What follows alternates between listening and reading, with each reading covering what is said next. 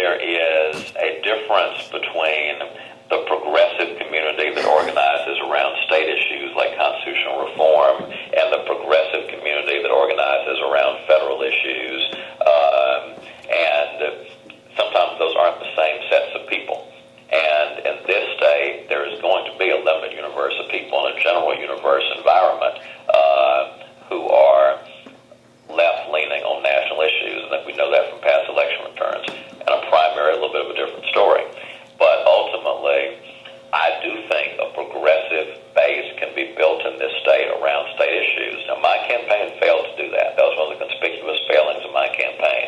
We failed to energize voters who care about tax reform, who care about constitutional reform, and who care about ethics reform. And we failed to, frankly, even make the case to the Democratic base that those are progressive issues. We failed to make the case to the Democratic base that those are issues that are progressive.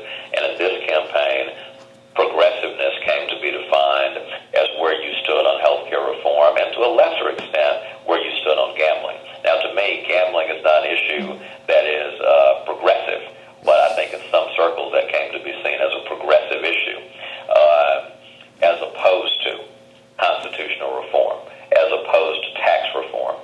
So again, the failing of my campaign was its inability to make a case to core Democratic voters that tax reform and constitutional reform are bedrock progressive issues.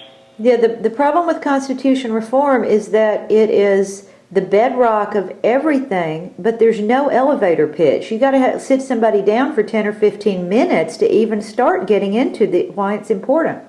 It works in a room